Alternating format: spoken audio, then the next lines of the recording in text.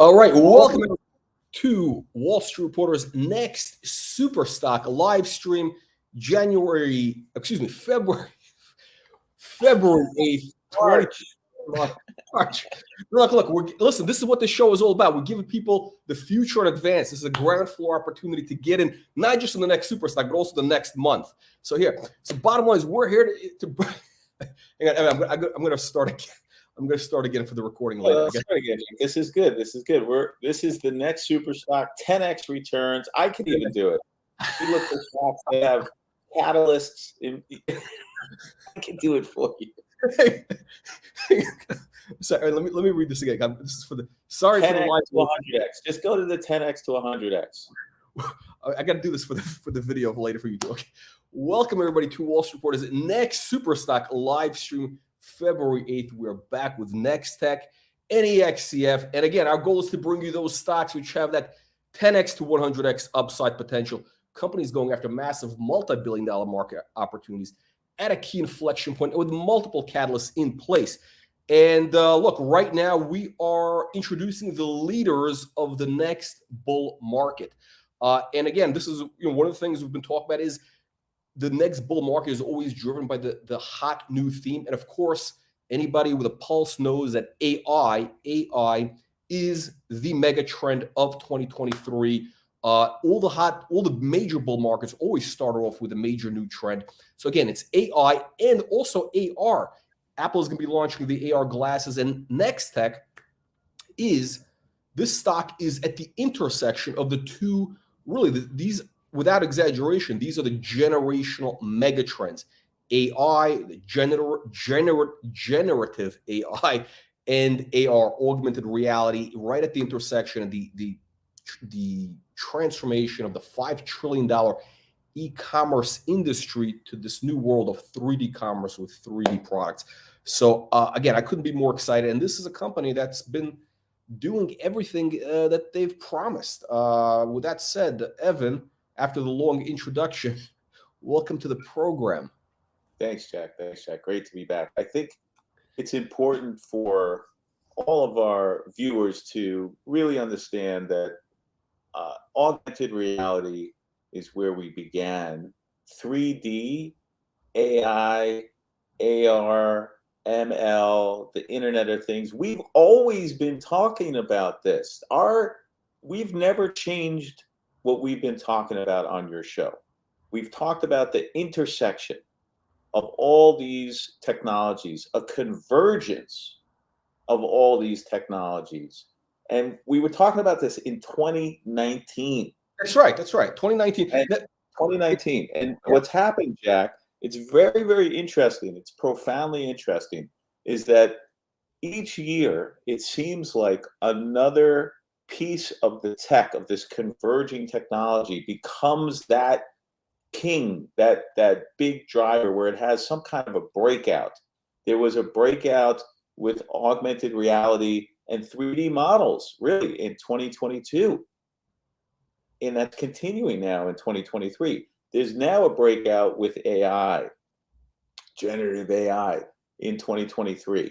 Who knows what 2024 is going to bring? But the point is that all these technologies are being used by NexTech to create value for our shareholders. There is no doubt that we are on the cusp of an AI-powered revolution that will redefine our world. This is big. It's going to redefine the limits of human intelligence. The reality is that the computers, we all know, are going to be smarter than we are. And that's going to be, like, I don't know. I mean, that's hard to fathom, right? Because we're the king. I was just talking to my daughter about this. I was like, we're the smartest species on the planet today. And so we kind of rule. Well, what happens when human intelligence is surpassed by machine intelligence? They call it the singularity event, right? And it really is a profound discussion. I think I'm just bringing it up because what we're witnessing right now in 2023 is the tip of the iceberg in terms of AI and its implications on humanity. But unlike the metaverse, which is really this untested concept in a lot of ways. It's really not fully formed. I mean, nobody's actually entered the metaverse. I don't know. You've been there. I haven't really been there. But unlike the metaverse, which is untested, AI is now being implemented today into existing systems as software. We at NexTech are using AI to make our production of 3D models better, faster, cheaper. And really hundreds of millions, billions of people in 2023 will be interfacing, whether they know it or not, with generative AI within months. I'm not talking years. This is happening now, and the B2B market is exploding, which is why you're seeing Microsoft and Google and all the big tech companies jockey for position. Now, NexTech is in position. We're already in position. We have a niche market, and that is 3D models for e-com. We've been at it since 2019. We now have Amazon. We have other big names soon to be announced, all the big boys. And that puts us in a very, very unique place as a company. The AI is going to drive our revenue, our profitability, and our cash flow. Without the AI, and I've been talking about this in 2022, it's now all starting to come together in 2023. We've been putting out a number of press releases speaking to our generative AI and AI in general getting stronger and more robust. It's now growing exponentially. And in a minute, we're going to have a demo of our latest and greatest platform, which is Toggle 3D, which is what we're really here to talk about. But I thought it was important to kind of put some context around it, Jack, that Toggle 3D is our AI IPO. It is our AI IPO. That NexTech has a number of different. It's better because actually people are getting free AI shares. Yeah, free shares. This is the second time. This is by the way, this is really, I think, unprecedented. I mean, literally, I don't remember if I've ever seen. I'm trying to think beyond Safeguard, or I haven't seen anybody, forever do this type of thing where you're a shareholder in a tech company, and the tech company spins out these other companies, and essentially you're creating this value for investors. Essentially, anybody in the last year, they would have gotten shares of the ARway. Now they're going to get shares, and if you calculate the returns, it actually adds up to a lot because both stock ARway worked out. This thing is most likely going to work out. I mean, it's very exciting. So we're going to have two. So the agenda for today is we're going to have a demo. We're going to have the demo, and we're going to introduce a special guest in just a little bit. We're going to give the demo for Toggle 3D, which is the Spinout, the AI Spinout of NexTech. And then we're going to get to the audience questions. We got a lot of great. I mean, I haven't seen this many questions in a long time. This is really, really interesting. Maybe it's the AI. Maybe all the questions are coming from it's coming like they've infiltrated, and it's all AI questions. And I think, you know what? I think anybody watching this should go to ChatGPT and ask ChatGPT, hey, what are the best questions to ask next? Like, maybe, but we're getting some really good questions. So hopefully we have time. We'll come back to that. So let's move. So without further ado, so we have teams. I just want to again give some context. So ARway was spun out. There's a team of 20 people that are working at ARway, creating value, signing deals, and doing business on a regular basis. Toggle 3D has a team of about 10, which is expanding rapidly. And Dasha is the chief product officer. In other words, she's been working night and day and night, diligently behind the scenes. Some of you might have seen her recently, but she's been working on making sure that this technology is adopted at a mass scale, which is no easy thing to do, meaning to have tech is one thing, but to create a positive user experience, to have the marketing, to have the pricing right. She's analyzed all of our competitors. You've mentioned Figma. She's analyzed them to death. Adobe, she's analyzed them to death. AutoCAD analyzed. So she's gone out and analyzed the market, taken all of that research back and applied it to Toggle 3D, as that's what the chief product officer has to do, and created a very, very friendly user experience. And so she's a key player, and she's going to be a key reason why Toggle 3D is going to be the grand slam home run investment and next spinout for all of our investors that are paying attention. So without further ado, Jack, let's bring Dasha into the program. I just want to add one last thing before we bring in Dasha, which is, you said that NexTech is really focused right now on the niche, applying AI to this niche of 3D commerce, and you have companies like Amazon as a client. It should also be said that all the great companies that ever built massive multi-billion-dollar franchises, whether it's Amazon or anybody else, they start with one niche, they dominate that niche, and then they expand. Just like Amazon dominated books, and then they expanded and to other iterations, other markets. And NexTech, I think, has that very same opportunity. So it's something for people to think about. Without further ado, let's bring in Dasha, and I'll come back after. I think so. Dasha will be on the screen, and I'll come back for the questions. Right? We'll come back. Yeah. Okay. Hang on a second, Evan. So we'll go away. Awesome. Well, thank you, Jack, for having me, and thank you, Evan, for that introduction. Without further ado, I'll jump right into Toggle. So I'll do a quick little intro with the presentation, and then we'll jump into the demo. So let me share my screen here.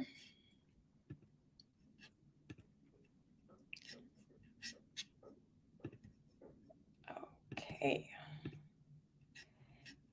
Will you see that okay? I'll take silence as acceptance. Okay. Yeah, everything is good.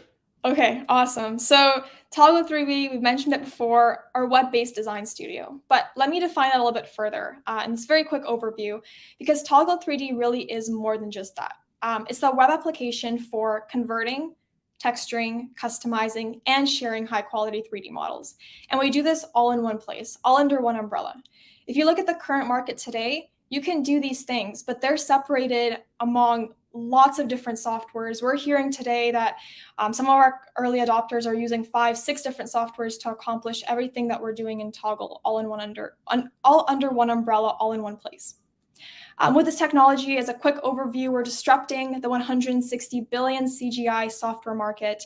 We're really building this for anybody. So we're gearing it towards new 3D artists that have never experimented with the industry before, but also those that are very well equipped with 3D artist tools, but they're always telling us they're missing something. And we're there to solve that problem as well.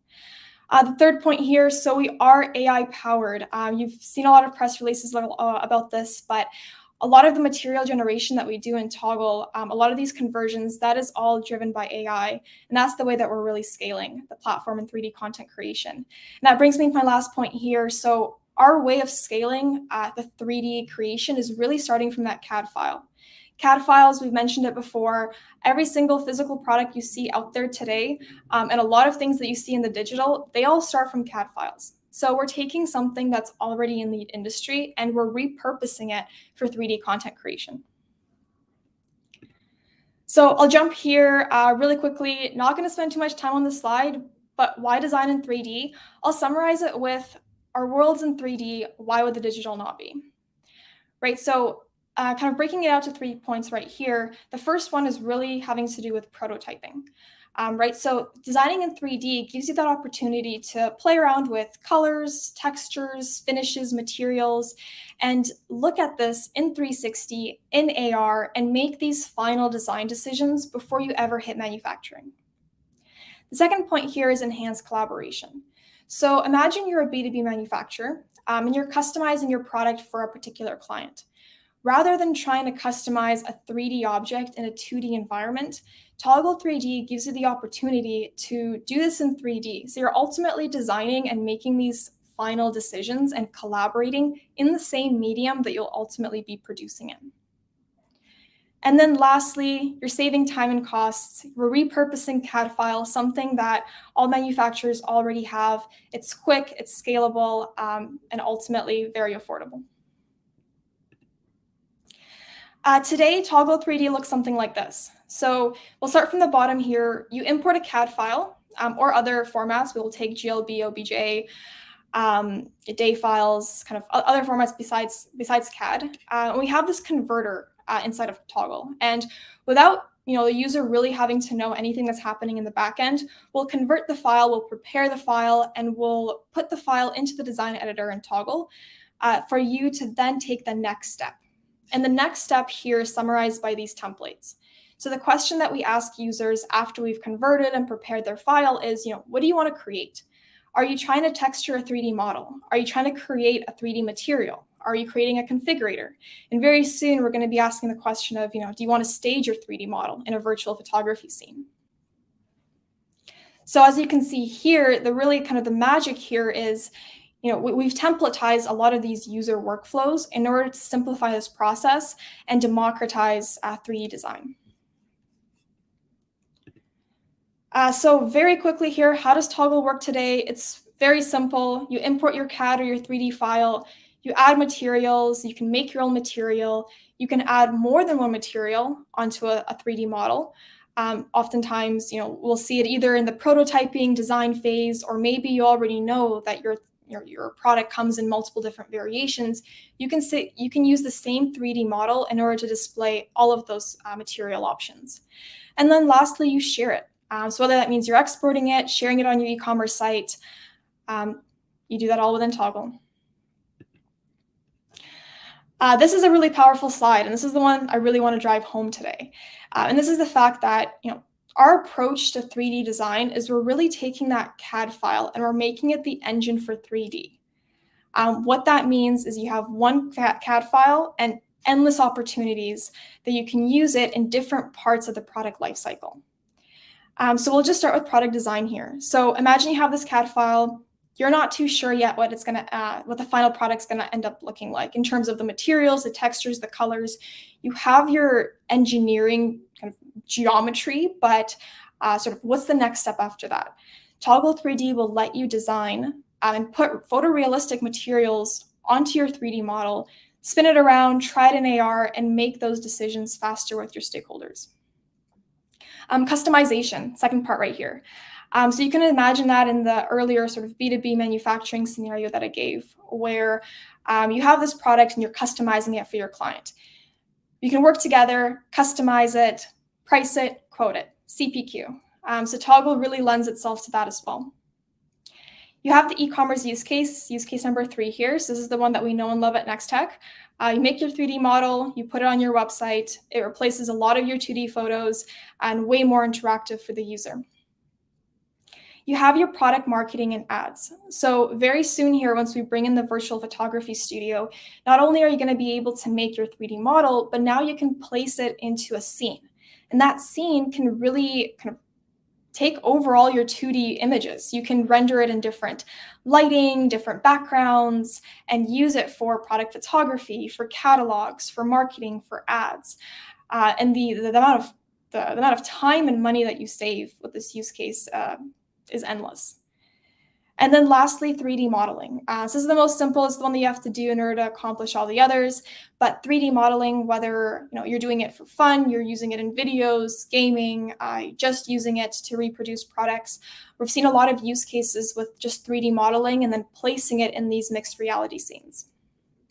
And so once again, all of these different use cases are powered through one CAD file that can be repurposed for every single aspect that I just mentioned here.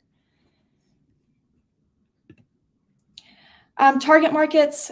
So the markets that we're going to be targeting for the promotion of Toggle 3D is kind of anywhere from manufacturers that manufacture and sell their own products, to engineering product design firms, to service firms and marketing agencies, B2B manufacturers, and we've actually seen academic institutions pick up this software. That's really exciting for us because we can get into the market really early, and all of these aspiring industrial designers, product designers, we can get in front of them before they even hit the industry. I'll touch really quickly on target users. So the users that we're targeting are really those next-gen users of 3D visualization. So product industrial designers, 3D artists, graphic designers, no matter their experience level, no matter if they've tried 3D design before, all of these users are perfect use cases and perfect users of Toggle 3D. You'll see here there's a market size that we kind of took up here really quickly. So today, in terms of CAD users, there's already 7.3 million CAD users today. In terms of 3D artists, just taking one software, Blender, a lot of 3D artists start with that software when they're trying to go into the field. There's anywhere from 3 to 5 million Blender users. You have graphic designers coming from the Adobe Creative Cloud ecosystem, which today is about 30 million. So all of the target users for Toggle, very big, very large number, lots of target users that we're hoping to onboard to Toggle. And that kind of brings me over to the size of our market opportunity. So right now, we're targeting the global computer graphics market. Just the software application is going to be worth $160 billion by 2027. And the main thing that is really driving the growth of this industry are those 3D design softwares.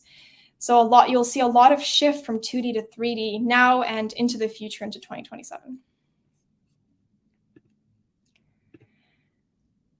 Really quickly, the pricing model for Toggle before I jump into the demo. So we have 2 licenses today. We have the free, that's free forever. And then we have the pro. That's priced at $29 per month per seat. And that's what's going to give you access to these more advanced AI-powered tools that we're going to be demoing today. Very soon, we'll also be expanding the platform to offer team licenses and enterprise. And we'll have updates on those shortly as well. And just lastly here, I'll touch on the competition because Toggle is really disrupting the design software market. And there's nobody really out here today that's doing kind of what Toggle is doing. The current software that we're seeing, the legacy systems, they require a very specialized skill set to use. In other words, you pretty much need a bachelor's and a pretty hefty pocket in order to learn and use these different softwares. Also, in the beginning of the presentation, I noted that in order to go from CAD and reach your end 3D visualization goal, you're going to be jumping through 4, 5, 6 different softwares. That means you have to purchase a license for each, you have to learn each of them, and you have to be pretty proficient in each of them. So that's where the steep learning curve comes into play. It's also difficult to collaborate on, and it's a very disconnected design system process. Toggle 3D, over on the other end, we have no special experience required. It's very affordable. We're going to be showing you the AI-powered creation methods that we've been talking about in order to scale 3D visualization. It's also on the web, which is kind of a new and different approach to 3D design. And what that really helps us do is make it accessible for a wide variety of users, but also it makes collaboration very easy. And lastly, I've said this one before, but it's one platform that really does it all. So our goal, kind of what we say inside the company, is that we're disrupting 3D design the way that Canva disrupted 2D design. And if you look at Canva versus Adobe numbers right now, Canva has 4 times the amount of users that Adobe does. So with Toggle, we're hoping to do something very similar and disrupt the way that 3D modeling is currently being done and invite a lot more users into the field that would have never considered themselves 3D artists before. Yeah, and Dasha, I think this is an important slide to kind of talk a little bit about the competition, and then the next slide just reinforces it. But every one of these players are multi-billion-dollar software companies. Every one of them. There isn't one of them that's small. Not one.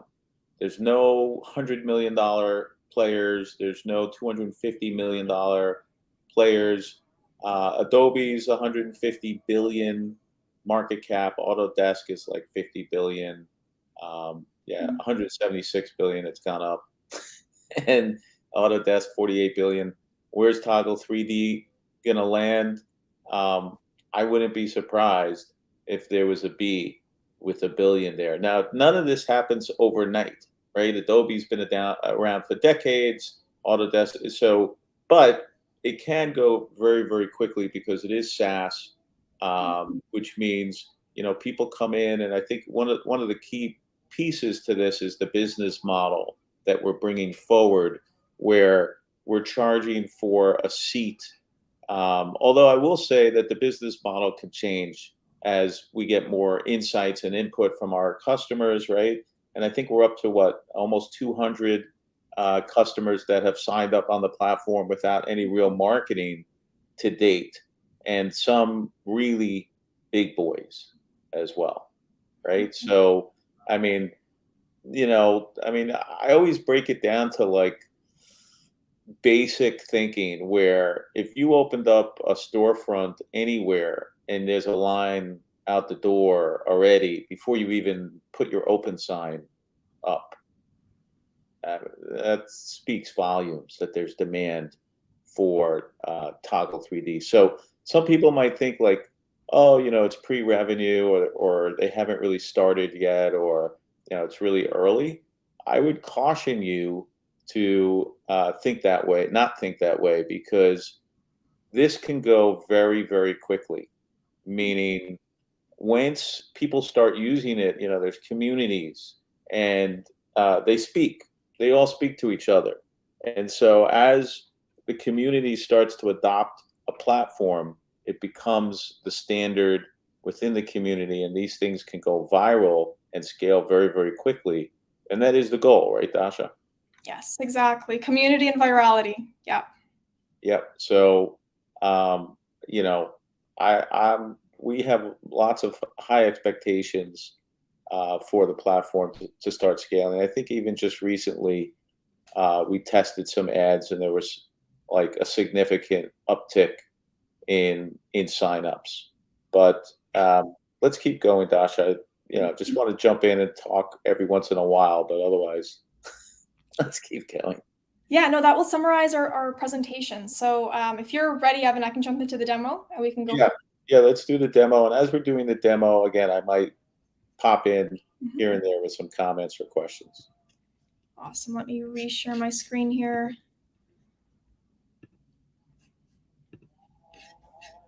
Okay. So last time we were demoing Toggle, it looked a little bit different. We just recently did a design lift on Toggle in order to reinforce our strategy of user friendliness. As Evan mentioned earlier, we have quite a few early adopters without any real marketing. The most powerful part about it is that these early adopters have been very vocal with their feedback.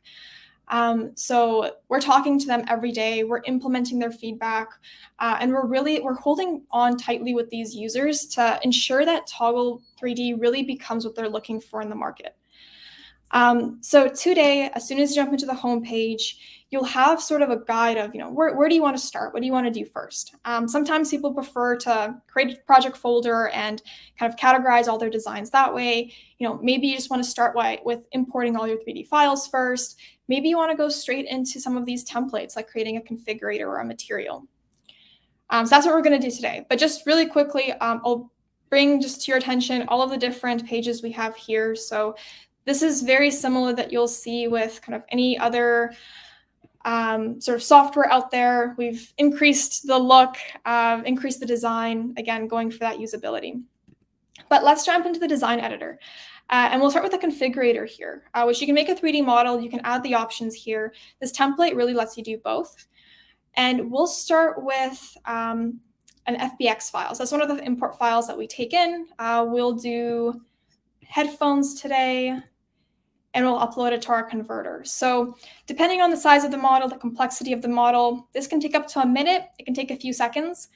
But ultimately on the back end, what we're doing is that conversion piece that I spoke to earlier. So we're taking the file, we're converting it to a web-friendly format, and we're preparing it as well.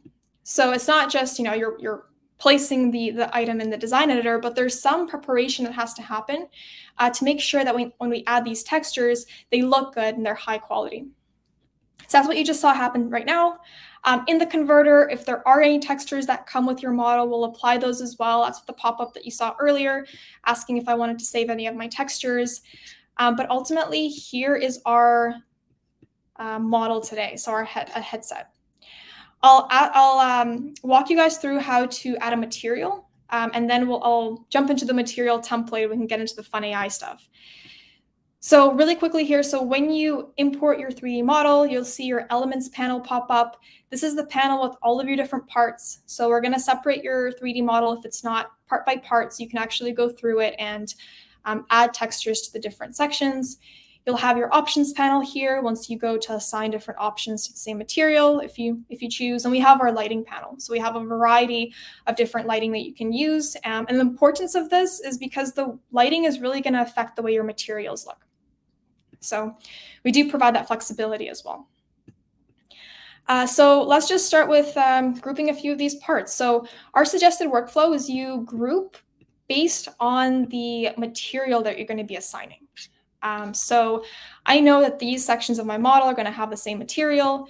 So I'm going to go ahead and rename it just so for my own part management practice here.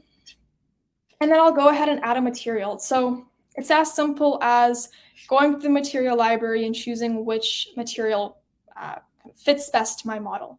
We have over 1,000 pre-made PBR materials. PBR is the industry standard for 3D modeling, so very high quality materials. And I can just go in here and pick a few. So let's go into fabrics, assuming this part of the headset's going to be softer. We can play around with different fabrics on the model. You'll see that they apply instantly as I add them. And then I can make tweaks to them further. So I'll just show you this one here. Let's do denim. That's pretty cool. What you can do here is you can, not only can I change the color, but I can also jump in and change a few of the advanced settings options. So this is completely optional, but sometimes, maybe I want to make it a little bit more glossy or more on the rougher end. Maybe I want to increase the intensity a little bit. So we do offer sort of these customization tools that will tweak the pre-made material to make it exactly the way that you're hoping for. And the other really cool feature here is if I'm actually trying to recreate an object, so let's say these headphones, and they do exist in real life, I can go ahead and upload a reference photo and go ahead and just redesign that exact earpiece. Or I can experiment. I can go through this prototyping route where I'm trying out different textures and seeing what I like best. So once I decide that, yes, this is what I like, I can go ahead and close it and everything saves directly to the model. So I don't have to worry about sort of any of that extra saving aspect. Auto saves everything. So then I go ahead and I add textures to all of the different parts of the model. But let's say in our pre-built library of over 1,000 textures, there's particular fabric that I'm missing, I can't find.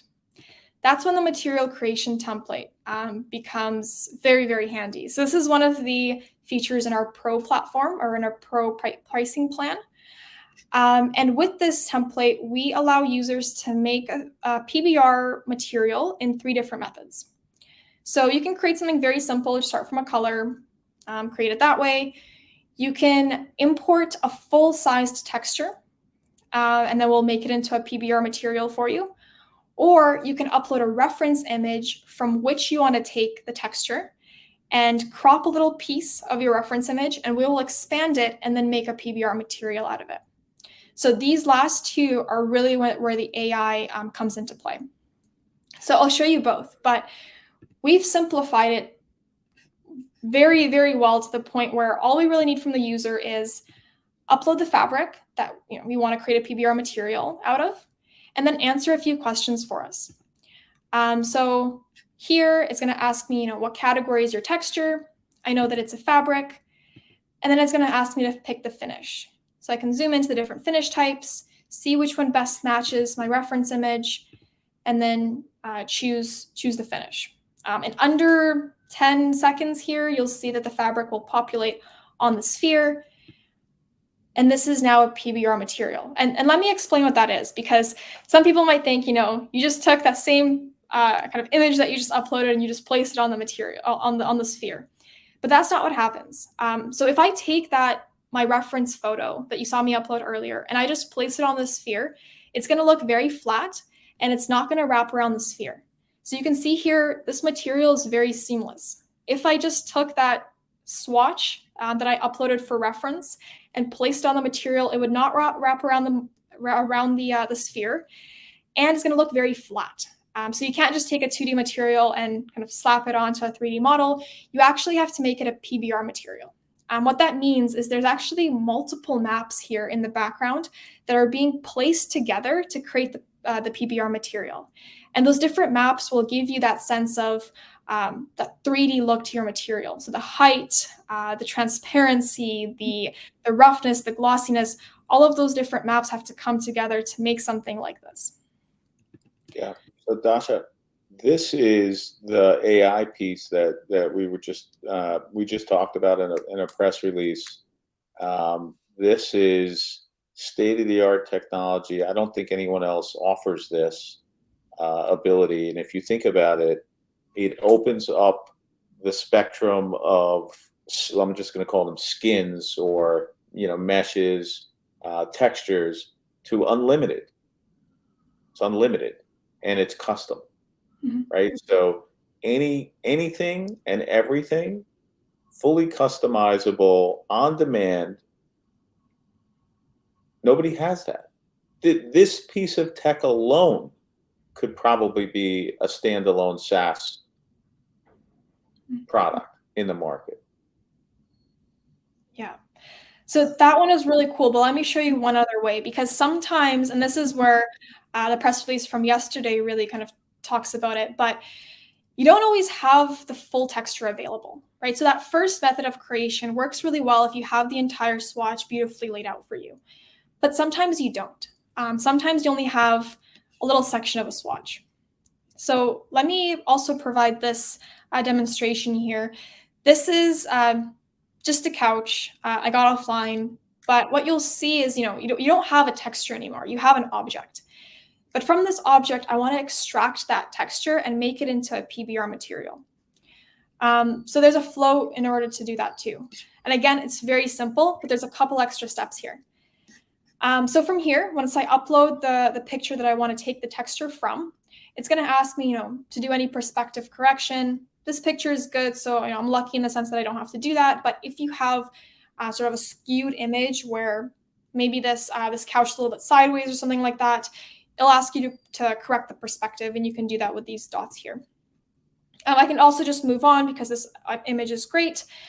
And the next step is cropping the texture. So this is the part where I actually go on the model or on my reference image, and I select the texture that I want to create. So I'm just going to crop this section here and then continue on from there. So once I've cropped the patch that I'm trying to recreate, the next step here is it asks me to adjust the lighting.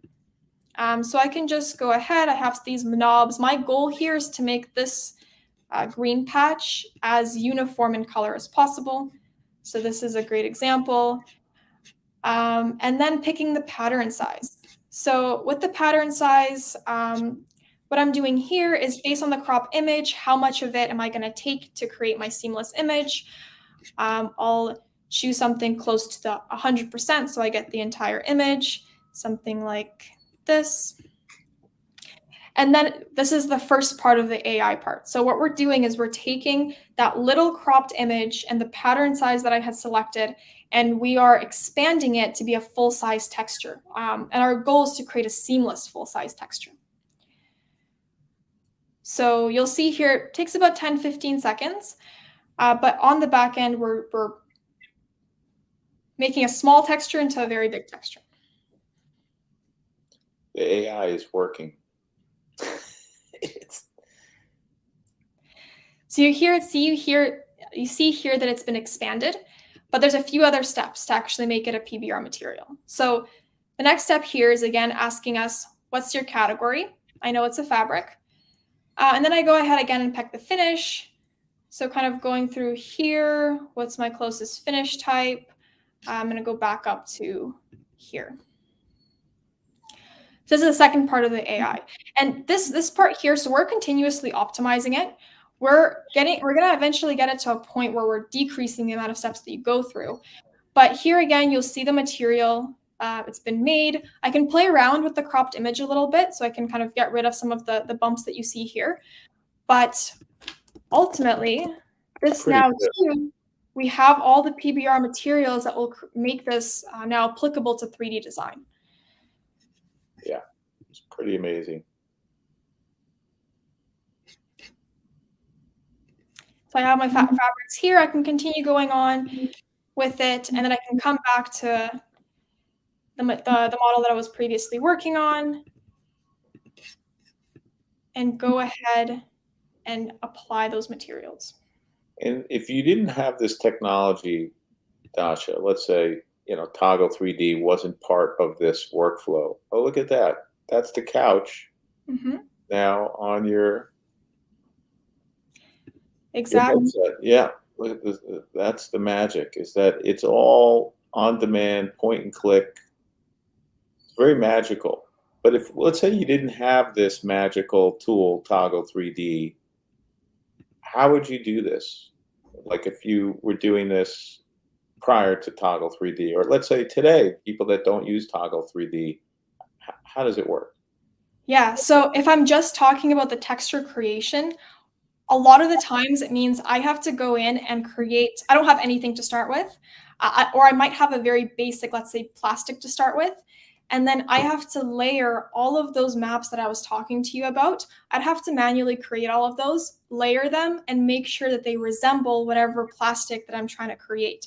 So I might get the base of the plastic, and then I have to add all the details to it. Or I might get like a very simple fabric, and then I have to add the bumps, the shading, the color, and all of those different maps. Essentially, you would be doing manually. You'd have to know how to do them, what they do, how do you place them, how do you layer them. Right. So if you want the photo, so what I'm hearing is, if you want the photorealistic look, the actual product looking like what you want it to be produced as, this platform just is, light years ahead of that manual. In other words, it could take you hours to create the mesh, the texture, without the software. With the software, as we saw, it's like minutes. And it all happens extremely, extremely efficiently. And if we look at 3D models that are out in the marketplace, you have different quality levels, right? You have photorealistic 3D models, which is what we're creating here. This is what all the brands and all the bigger players want. And then you have kind of like well, it's close enough, kind of 3D models that are out there that are the cheapy ones that everybody's moving away rather. They're moving, like that was kind of where 3D models were a couple of years ago, but now everything is photorealistic. And that's what this brings to the texture, is the photorealism. Yes, exactly. It's photorealistic, it's high quality, but also it's recreating something you already have. Because oftentimes, even if I was to create from scratch, I'm usually imagining a specific fabric, right? Or a specific plastic that I want it to look something like. Right. Here, you don't need to do that. You can take exactly the plastic or the fabric that you're hoping to recreate. And you can do it here, as you saw, in minutes. And the beautiful thing too is, as a user, I don't need to know what happens on the back end, right? I don't need to know about all these different maps, all these different PBR materials. I just have to know that it's going to work, and I can apply it on my 3D model. Yeah. This was great. Super, super excited. Not sure how much time we have left, Jack.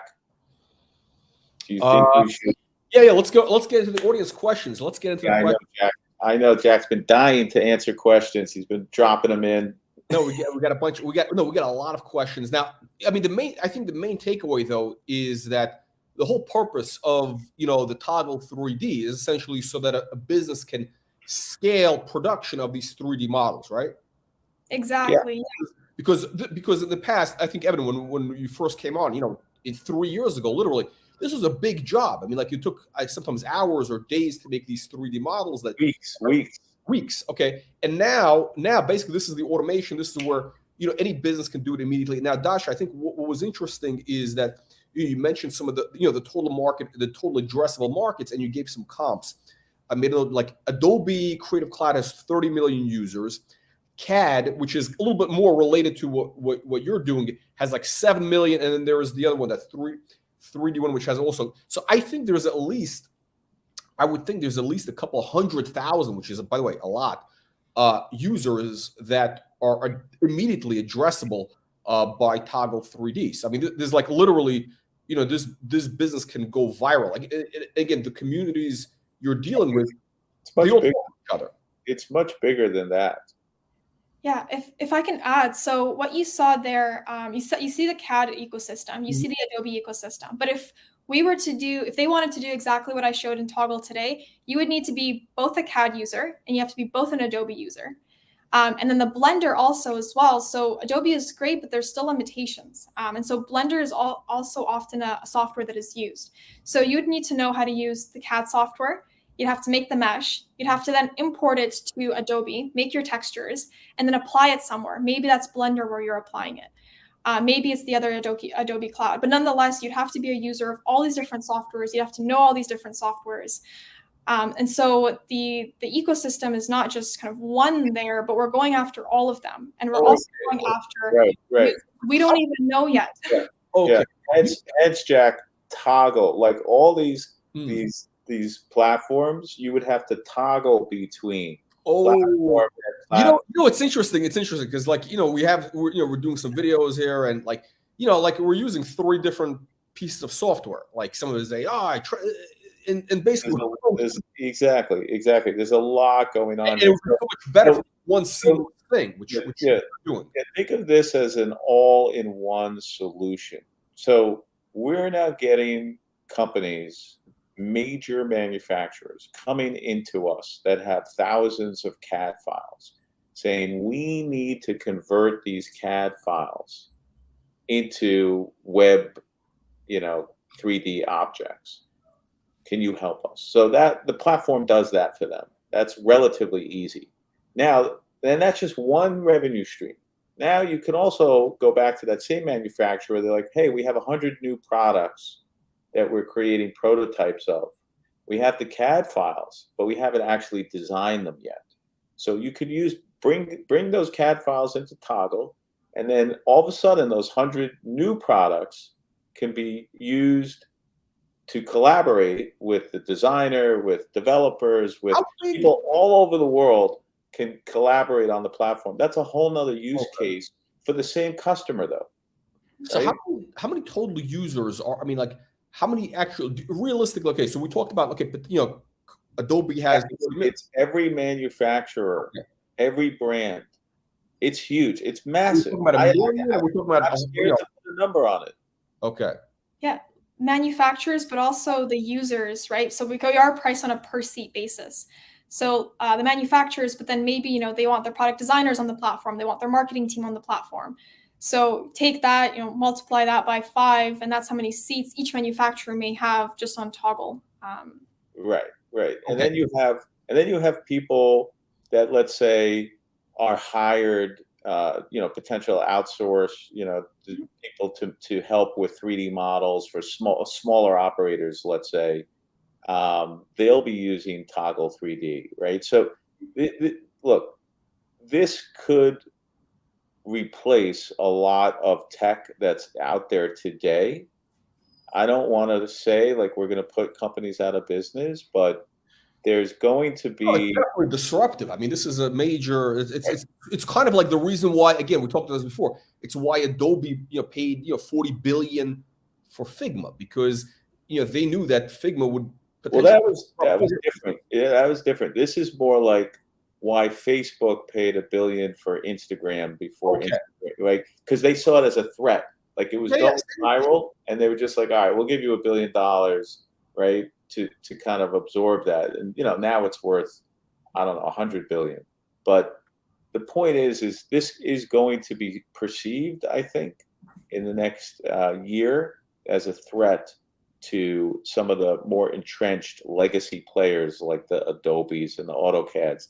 And, you know, from our standpoint, we're just building the tech. We're in the zone. We're using it in-house. NexTech uses this to allow us to scale our production for Amazon and others. And so that's really the magic about having all these different technology companies.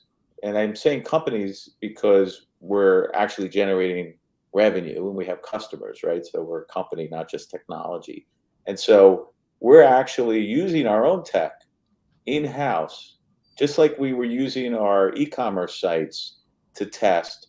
Now we're using Toggle to allow us to, at a much more efficient level, create 3D models. And efficiency really means we're driving our production capacity up and our costs down. And so that's really the bottom line, right? Is that we're creating value for NexTech, and then it just keeps going throughout the ecosystem and supply chain, whether it's a manufacturer or whatever. So before we get into audience questions, one last thing I just want to comment on this is basically, so for investors looking at Toggle 3D, there's really two things to consider, like what would drive the stock. Number one is obviously, you know, the revenues, the actual business, you know, growth creates a value, but part two is kind of the strategic value, again, for, you know, one of these players like an Adobe or anybody else, because this potentially could disrupt their business. Again, like we talked about them paying $40 billion for Figma or Facebook paying $1 billion for Instagram.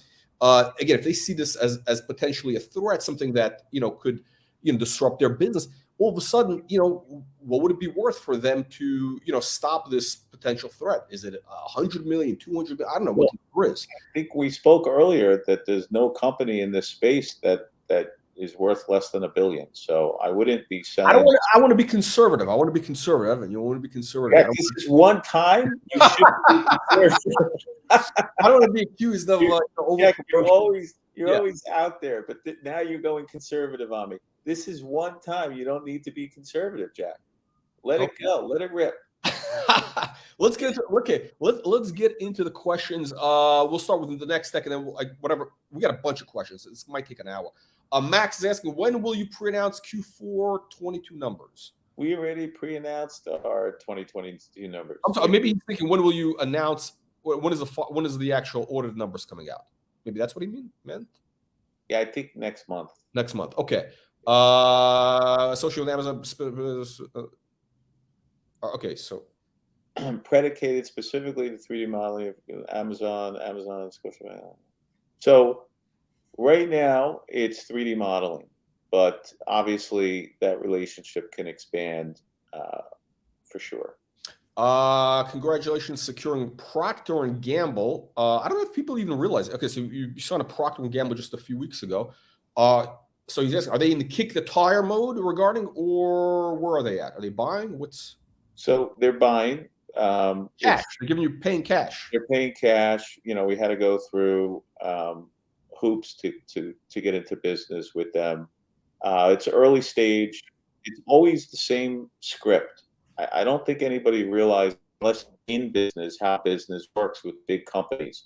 They test out. They're never going to go all in. It's just not worth it to them. So they test. Let me give you, you know, a small number of SKUs. Let's see how you do. If you face plant, game over, goodbye, have a nice day. That happens in business. We've never face planted. That doesn't happen to us, but I'm just saying they've had that experience. So we typically go through a test. The test, we always pass. We've never failed. That test then moves to a stage 1 type of order, and then it ramps up from there over a period of time. And at some point, they sign a multi-year large supply agreement. But that's just the way business works. It's not unique to us. It's the way it works. Like the military, right? I mean, if you want an Air Force contract for, you know, $100 billion, you know, first they test the stuff, then they order one, they go through a whole, yeah. As far as Target and Walmart, the answer is yes. Okay. This, I guess we talked about this. Okay. Oh, so what catalysts are needed for the market to recognize NexTech as an AI company? Evan, what's interesting is, as a market guy, because when a theme becomes hot, which AI is about to become like the theme of the year, you have all these like wannabe fake, companies that, last week they were doing, I don't know, they were whatever. Now they were mining gold or mining copper, guys, or whatever. Right. But they were cannabis. Right. They were cannabis, yeah, or they were doing magic mushrooms. Yeah, it's those guys. You see those guys. You look at the guys. Right. Exactly. So the reality is, I think NexTech has basically been AI from like literally day one, and people don't understand it, because I don't think if you talked about AI 3 years ago, people would have understood it. Here's what I would say about that. In 2019, I sat with my co-cracker and I said, we need AI to make these 3D models. Like, we can't do this, manually. And he said, I'm not an AI guy.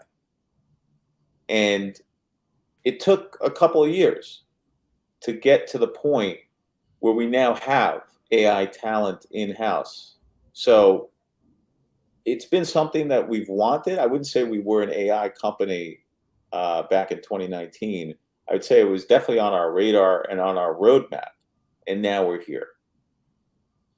Okay, Tom is asking a question. Maybe probably a lot of people. Okay, so will NexTech retain access to this AI and ML technology? 100% yes. We're going to be, the early adopter, one of the large customers, and we will have some kind of a perpetual licensing agreement with all of our spin-out companies. We are never going to give up access to all this technology that we've been building. That's the beauty of these spin-outs, is that we get to use the tech. We get, to participate in the upside of the development, but at the same time, and our investors get the free stock dividend, as we've talked about. But at the same time, we have pure play, highly focused teams that are just driven to succeed on one thing. Historically, we're operating 4 different companies. It's a little, difficult, let's just say, to do that under one mothership. So this is the best path forward for our shareholders, and really for these companies to be successful. They really need a hyper-focused team. I mean, Dasha is hyper-focused. This is all she works on. Occasionally, I pull her into some other nonsense, but most of the time, like 99% of the time, she's doing Toggle 3D work. So that's really important, and that did not exist before these spin-outs started to go into motion. Okay. Which company are you acquiring in the future? Spin-offs need raising. Okay. No, it's which are you? I don't think we haven't talked about any acquisitions, right? So there's no acquisitions on the table right now. Just here's what I would say about acquisitions. We've made 10 acquisitions since we started this company, NexTech, and we're always looking. We're always in talks. It has to be the right fit. But I wouldn't say that anything's quote imminent. I would just say that we're always actively pursuing acquisitions. That's just been part of our DNA and part of our business strategy. Maybe that could be an upside surprise at some point. You never know, right? All of a sudden, somebody wakes up and there's a. You never know. You never know. We could acquire. There's always. Yeah. We can acquire a little AI company that figures out how to maybe OpenAI. Yeah. Maybe that's the big one. Maybe they need a vehicle to merge into to go public. It would be NexTech would be ideal. Yeah, or there's other. Yeah, maybe we could create a deep fake of you, Jack, and it's really. Like, you don't even do these shows anymore. You're out playing golf or whatever. We have a deep fake of you, and we just continue. That'll be our new acquisition. That'll be it. So he says, will you beat this year's financial? Can you do more than 15? What okay, so the Amazon deal is about 7 million plus revenues, right? A ballpark 7 million plus. You should add. Yeah, let's just be clear, Dilsher. I'm not putting a number out there. Okay, the analysts are going to put their numbers out. That's their talk. From my perspective, it's blue sky from where we're sitting. There is no limit to the amount of demand that's in the market for our 3D models. We do want to make sure that the wheels don't come off as we're growing. It's, you have to be able to control the growth. 2023, what I can do is this. I can tell you guys that Q1 is going to be a good quarter. Q2 will be better than Q1. Q3 will be another record quarter. And Q4 is the potential that we blow the doors off the building, where Q4 is just parabolic. Things just go into a whole nother gear, because that's really, as we're entering 2024, that's how I see 2023 playing out. And not just with our 3D modeling business. I think that can happen with Toggle 3D. I think that can happen with ARway, and I think even our events business. So it's all happening. Q1 is going to be good. Q2 will be better than Q1. Q3 even better still, and Q4 I would say is the wild card, where it could just get really, really exciting. The star, look, the reality is, like, the stars are all like aligning right now. This is like this, magical moment that happens, every, 100 years. Well, for us, it's every 3 years, Jack. This happened in 2020. No, it's a lot of the same things. Look, it's okay. Oh, so this, I think Pitts understands it. Yeah, so we're saying some much better questions than you saw, folks. So, people understanding. I mean, like, when you realize, like, 6 months ago, I think back in April, I remember when the first interviews in April, like, people were like, "Yeah, what's going on? Like, is this like whatever?" And you remember you said, "Hey, this is, we're going to be creating value. We have a bunch of these technologies we're going to be spinning out. We're going to be, jettisoning the legacy businesses of, the old e-commerce business, whatever." And it's happening, and people, like, it's like, of course, when it happens, already people, they already forget it, that it actually happened. This is the right. Well, I mean, part of it. Look, this is always about the team. Right? And Dasha, when did you join? I forget. Almost 2 years ago. 2 years ago, right? And Dasha now has emerged. She's on your show. She's now a repeat appearance. This is already. Yeah.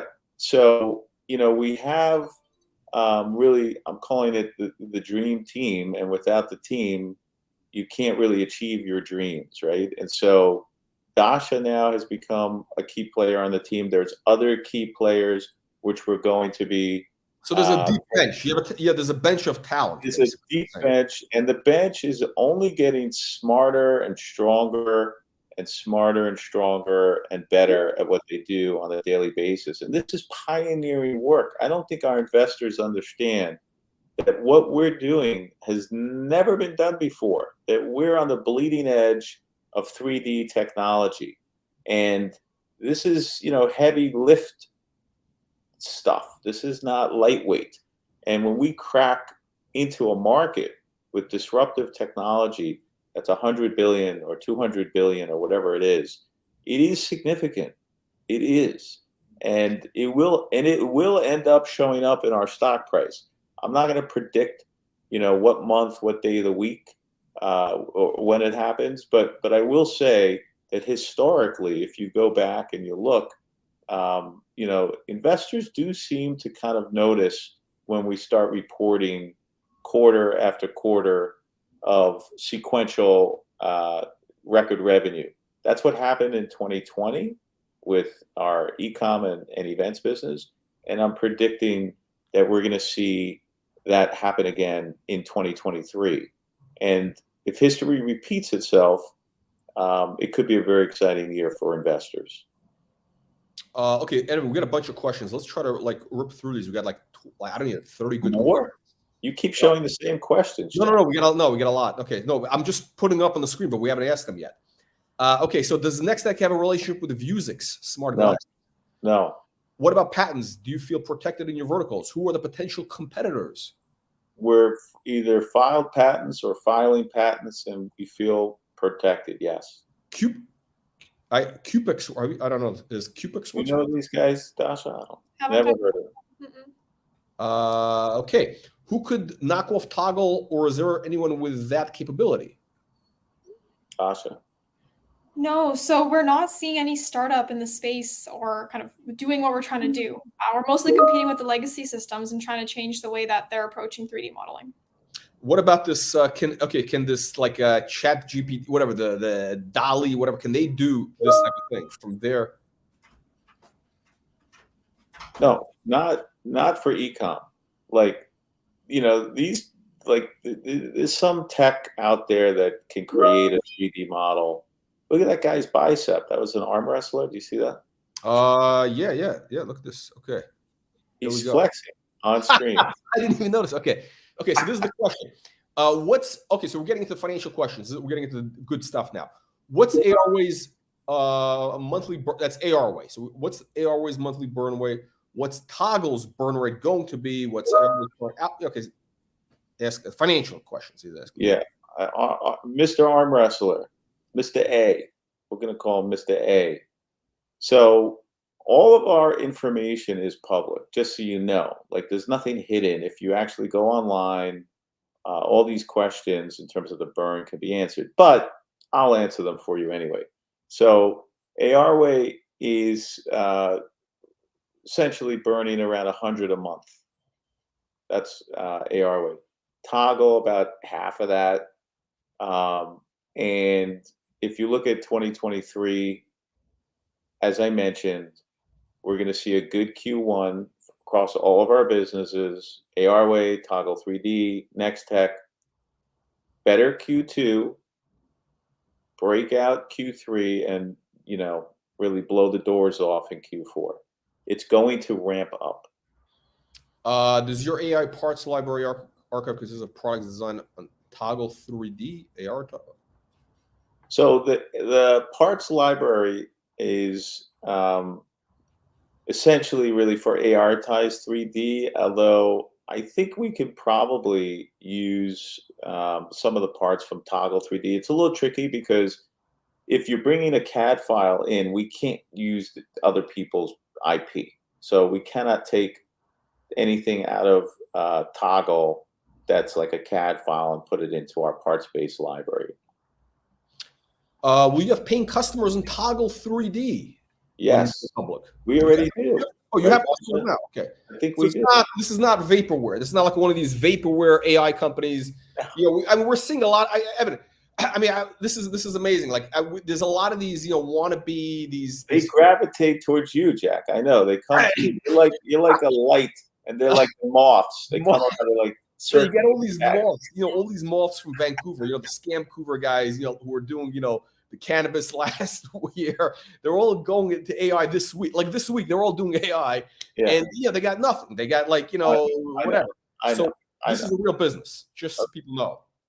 Yeah, obviously. I mean, look, we have some big names on the platform. I don't know if Dasha wants to share any of them, but there are some big brands that are using Toggle. We're in the testing phase. Enough said, Evan. You have Amazon, you got P&G, who are already customers. I mean, this is NexTech. I mean, this is a real business. This is like, I think with investors, I think the problem is, unfortunately, because the company, it's traded in Canada, and a lot of people think, anything to do with Canadian stocks, they're all scams or whatever. This is one of the few real ones. I mean, literally, I think Canada, Vancouver, it's like 99% of them are like, wannabe fakers. This is like one of the few, like maybe out of maybe just 3 real companies on the CSC, this is one of them.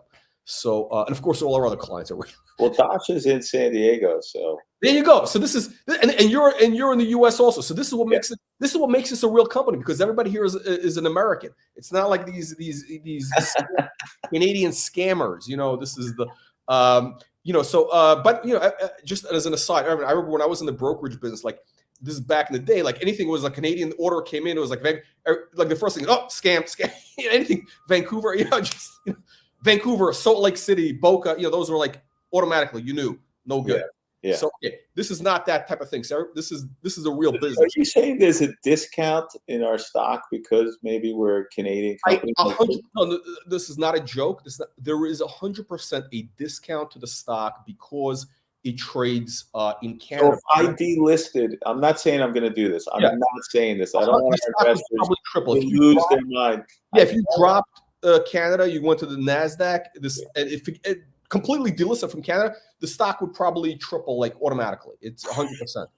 Yeah, just and don't tell anybody. Yeah, we should have our investors vote, like if they want us to delist so they could get a double or a triple. First of all, I don't believe that. That sounds a little. No, I'm exaggerating a little bit. Okay, can you expand on the P&G contract?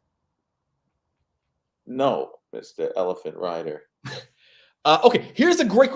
We haven't addressed this question. This is the everybody's worried about. You did a raise. Was it last week? I think it was, and I think people are saying, "Oh, it's dilution. Oh my God, the world is coming to an end." Like, can you explain that this is not dilution? This is like this is tiny raise, and the stock has already rebounded. Like this is I did a video on this. It's so annoying. It's a tiny raise, okay, and Dustin, you gotta stop thinking about this. Okay, this blinds you from reality, right? So you're looking at the stock price coming down from $1 to 80 cents Canadian or whatever, and you're like, oh, someone just poked me in the eye. No. See, you're thinking short term. You have to understand public companies need to be able to raise capital to make acquisitions, to hire talent, to continue their growth, right? Those things really solidify your investment. So it's one step back, 3 steps forward. That's the way you need to think about it. I'm not raising money for no reason, Dustin. I don't know how many shares you own, Dustin, but I own almost 11 million shares. So if I'm raising money, I'm doing it because NexTech, that's what the best thing is for the shareholders. I'm the largest shareholder. I'm not just the CEO. I'm the CEO, founder, largest shareholder. If I'm raising money for NexTech, you should just realize that that's for your benefit. And it gets annoying that people, ask these questions because not to say that it goes back to the whole Canadian thing. It goes back to the whole Canada thing where you have all these Canadian companies, these Vancouver guys who basically, they pump up the stock and they do a massive raise where there's actually literally there's dilution, or even worse, a lot of these guys are incompetent and they raise the money when the stock is at 52-week lows, and then there is real dilution. I mean, I don't want to mention any names, but we've seen companies where they could have raised when their stock was flying high, there was massive interest, and they raised instead of raising at $2, they're doing a raise at 20 cents or 15 cents. But again, that's dilution. NexTech is raising, and they are like literally the stock has outperformed. I think people need to realize what's happened in the tech space. NexTech, if you do a chart of ARC, Kathy Woods, which is basically the index of disruptive innovation, and NexTech side by side, NexTech has outperformed the disruptive innovation stocks over in 2022 by a massive margin. I mean, it's basically been break even on the year, whereas most of those stocks are down 90%. And the fact is, you're raising money here at like literally near the 52-week high, which is in a tiny amount. I mean, it's like 3 million. It's like that's what is it like 1% of the 3? But it's like a tiny percentage. I mean, we took a sip, not a gulp of capital, and it allows you, Dustin, to sleep at night, and it allows us, if there's an acquisition, to take advantage of it, or if there's other corporate developments that we need a little bit of capital for to be able to have that capital. So it's growth capital. That's it. As far as re-up and reorder from Amazon, look, it's a 3-year contract. Okay, so it's for the next 3 years, we're going to be supplying, Amazon. But here's the play with Amazon. It's not Amazon re-upping or reordering. It's that they're going to be opening up their entire Seller Central platform to allow people to bring 3D models in. Think about that. Go back to Toggle 3D. Go back to everything we've been showing and demoing. The demand for 3D models is going to go through the roof when Amazon opens their platform and allows people to bring 3D models onto Seller Central. And NexTech is a preferred 3D model supplier. And Amazon's already sending us some customers that are new, and we're bringing some of our customers onto the Amazon platform. Now, if you look at the growth, you should be looking at an announcement that we landed another big name. We already have Amazon. That business, again, 3-year contract. There are other significant contracts that could be announced that I think are even more exciting as an investor. Hey, let me just catch up. Wow, we got so many questions. We have a lot of really good questions. I hope we have time here because a bunch of good ones just popped up, and while we were going through these. Okay, so we got questions about the actual dividend, the spin out. Hang on, let me bring this up. It's just okay. Yes, you look intense. You look like you're really. Yeah, we got so many. I mean, this is really like I got to read this. This is literally this, Evan. Literally. By the way, this is a very good sign because the last time I saw this many questions for a stock, like this many, like it was like overwhelming. It was a stock. I don't know if you remember when you actually came on the platform. There was a stock, it was a biotech stock that went from 50 cents to $10.01. They had the same thing. You remember that company, right? Yeah, I remember. Yeah. So Cytodyne. So it was the same thing. And then people were complaining. Oh, the guy's asking the same. I can't help. There's like so many questions. It's we're gonna. Yeah, okay. Let's get to. Let me just bring back up. There's literally. Okay, here we go. Okay, so the question. There's a bunch of people asking this question. How many arm wrestler's back? I love this guy. Look at his arm. He's got a pretty big peak there, right? Like this guy could be doing he's literally an arm wrestler. I actually think he's an arm wrestler. Yeah. Like he's not even some of these other guys, elephant rider. I don't believe that. But this guy's actually, I think, an arm wrestler. Professional arm wrestler. Yeah.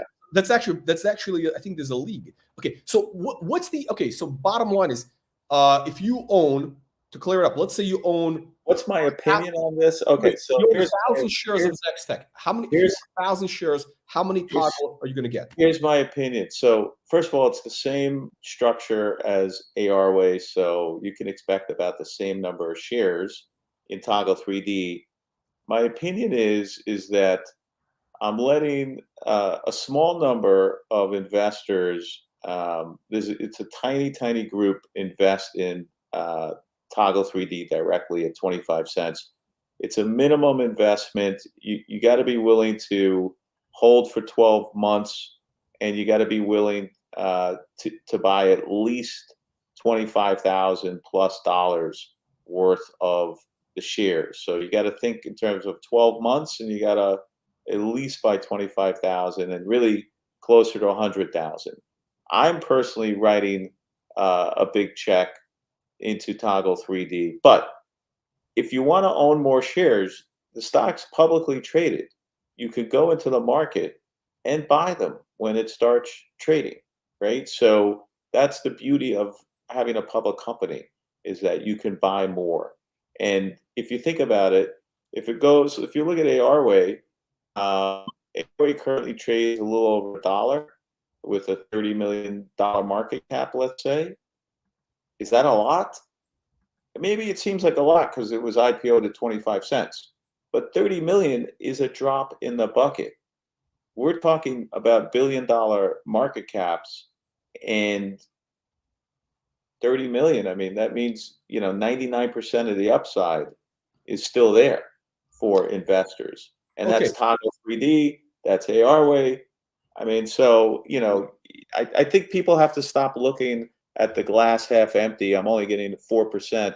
It's more like, hey, by the way, Procter and Gamble. What does Procter and Gamble give you as a dividend? How much? I think it's less than 3% is their yield. How much does Amazon give as a dividend? I don't think Amazon gives anything. Well, think about it like this. You guys are getting a sneak peek into the next disruptive technology. These shows that we're doing are to educate, so maybe you're going to see that you're going to get a small dividend, whatever it is. You could go into the market.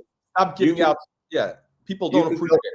Yeah, they could go into the market with confidence because we're putting on these presentations and say like, okay, like stock's $1 in the aftermarket or whatever it is. I know I'm buying quality. I'm buying Dasha. I'm buying Evan. I'm buying this whole team. I've seen the tech. The other investors don't have that information. When I'm saying new investors, they've never heard of Toggle. Like they're going to discover it when the stock's $5 or $100 or whatever, right? Okay, Evan, let's do the math. If somebody owns 1,000 shares of NexTech today, how many shares of Toggle will they get? Here's the math. I'm going to do it in a top-down way. There's approximately 100 million shares outstanding on NexTech. We're going to dividend 4 million shares to NexTech shareholders. 4%. 4%. That's a lot. I mean, by the way, that's a huge number. First of all, that's 48% annualized yield. I mean, when you think about it, you get, and this is no, it's not a joke. This is, I mean, if NexTech was picked up in like the newspapers, when they had those dividend yield, the old columns, I don't know if anybody reads the news, but it would show as like a yield of like 48, because also there was a dividend last year of ARway. That was 4%, right? Yeah. So basically, NexTech is paying out. So if you owned, we're up to over 8% plus those things. So if you had 100 million shares, you get 4 million. Yeah. So if you have 1 million shares, you get 400,000. It's 4% yield. That's a big. I mean, it's a big number. No, hold on. If you have 10 million shares, so I'm going to get like 400,000 shares as a stock dividend. If you have 1 million shares, you'll get like 40,000 shares. If you have 100,000 shares, you get what? 4,000. 4,000. It's 4%. It's a real number. But the fact that people. I think people were complaining about getting a free gift, a 4% yield. I mean, what is the bank paying? Well, the yield. They just want more. They want more, and it's annualized. By the way, it's annualized. This is like crazy. But here's the thing. Here's the thing. I want our investors to understand. You own more than the 4% dividend through NexTech. NexTech is going to hold 13 million shares. So do the math on a pro rata basis. You have to figure that, there's some math here. I know people don't like to do math, but I could do it for you. If you send me your shareholdings, Dasha and I will sit down and we'll send you back a spreadsheet on what percentage you own, including your share ownership in NexTech and your dividend. Okay, we'll leave it at that. The history book review. This is one of my favorite commentators because the history book review. It's just so random. History. I mean, it's like, anyway, NexTech shareholders are basically receiving a 50% dividend, in my opinion, in Spinouts, but only if NexTech holds their 50s. Evan commented, Toggle working. Yeah, exactly. If Toggle goes to $1 billion, then yeah, NexTech, if we have 50%, we have 500 million in shares. Yeah. And if Toggle gets bought out, I mean, look, there's a lot of things that can happen. We're just having fun talking right now. Let's just talk. Let's have a little fun. Toggle gets bought out for $1 billion. Press release. Okay. NexTech gets 500 million. What are we going to do with 500? By the way, a very good point. This is a very good point. So if somebody gets the dividend, right, so basically they're getting their 4% yield, right? The reality is this guy's nailed it, because if you look at the past performance of NexTech spinouts, so ARway went up to $2 almost, right? $2 roughly? $2.50. So it was a 10x. So basically that would have been a 40% yield. So now you're gonna, if this thing becomes a 10-bagger, let's say forget about it. Let's just go as doubles, which is realistic. It could be $1 stock. Why not, right? By the way, how many shares are going to be outstanding of Toggle? Like, what's going to be the market cap at 25 cents? How many shares out? So we're going to have a $6.5 million post money valuation. That's basically like a free gift. Yeah, probably right. So we're waiting for the business evaluator to come back, but let's just say that's the number. Let's say it's even 10. Let's say it's 10. Yeah. I mean, realistically, you could be at 26 million shares, 26 million shares outstanding. Let's just say. And again, this is not set in stone. We're talking about something that hasn't happened yet, so there's potential variations on this. But the point is that 26 million. If you have a $1 stock, that's a $26 million valuation. If you have a $2 stock, that's $52 million. If you have a $5 stock, that's 125. But basically, somebody, if they own 1,000 shares of NexTech today, right? They're basically paying, what is it, $750, right? Let's say $800. Okay, it's $800. Okay, so it's $800, right? Now that's too little. They're gonna get what, 4 shares? 1,000 shares. Okay, let's make it 10,000. Okay, they own 10,000 shares. They own 10,000 shares. That's $8,000, right? So now they're going to get Canadian. Okay, so now they're going to get 400 shares. They're going to get 400 shares of Toggle 3D, which is a quarter, right? Let's say the stock goes to 50 cents. Let's say it goes to 50 cents. Right? Like basically just doubles, which is, again, less than what the last one did. So that's how much is that? That's That's $200. So now all of a sudden you got $200 on your 8,000. So what is that? How much is? What's the yield? No, I did the math wrong. No, it's 10,000. 10,000. We're not going to do the whole. We're not going to go through math on this. Okay. Bottom line is it's much bigger than a 4% dividend. It becomes like this guy says, because it's like a 10%, which is literally it's like 100% annualized yield. I mean, that's not a joke. It's 100%. It's a 1,000,000% return. Okay. No, but obviously, if it's an annualized, look, and it's crazy. Dashi, you see how this thing just we just go off the rails. We're at like. We're talking. Okay. So I think bottom line is people are getting a free gift. They're getting a free gift, which is we can argue forever if it's a 4% yield or 48% annualized, whatever it is. They're getting value created. This is the bottom line: is anybody who is a NexTech shareholder in the last 12 months has basically gotten they've made money, right? Because the stock went up. You got the dividend. You're getting another dividend. Who else is doing that? I don't see any other tech company doing. I don't see anybody else doing that. NexTech has outperformed the tech sector. I mean, this is like it's amazing. And we're just getting started into a mega trend, which is AI and AR, the convergence. And we should wrap up on this, right? This is literally this.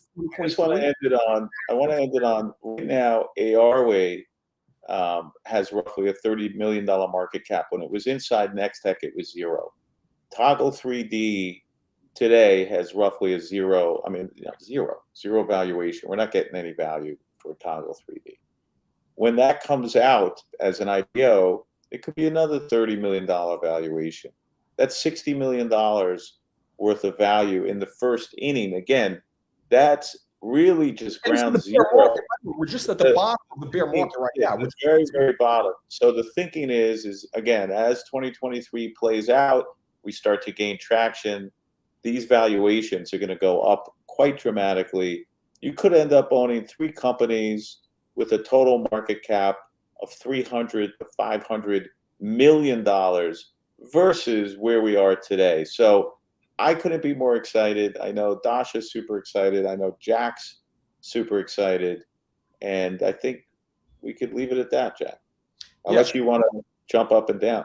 No. One last thing is the idea of dividends. People don't realize how powerful dividends are. The whole thing is if somebody reinvests dividends, the whole drip thing, reinvesting dividends, and if somebody kept, it compounds because again, this is I don't think this is going to be the last spin out that NexTech does. I mean, potentially a year from now there might be 2 more. I mean, based on the track record, right? There might be 2 more, and each of these companies could perform. And some of them could become even bigger than NexTech. It's possible, right? I mean, NexTech itself was a spin out, lest anybody forget. I mean, this is the crazy. I mean, basically, NexTech today, the legacy shareholders of NexTech, they get those shares for free, right? Yes. And that NexTech became a 12-bagger within 18 months of that spin out, or 2 years, whatever the number is. So I mean, this is like. I think we're standing here at the threshold of like an massive One upside. day, Jack, we're going to have to put a chart up on screen to show how this, because we can't do it in our heads. It's just too complicated. It's abstract. We're going to have to show on a chart and literally value created. Really because it's like take our investors to school. Maybe Dasha and I will work on that. Yeah, it's sort of like, those things where they say, okay, if you bought, $1,000 worth of McDonald's in 1970, whatever, it became worth like 20 million because the dividends reinvested, everything. And other companies that we've seen. I mean, look, it's one of the it's compound interest is one of the great wealth creators. The ninth wonder of the world. Yeah. Okay. On that note, everybody, thank you, Evan. Thank you, Dasha. Thank you. Thank you, everybody, for joining our live stream. We'll see you on the next one. Thank you for having us. Thank you.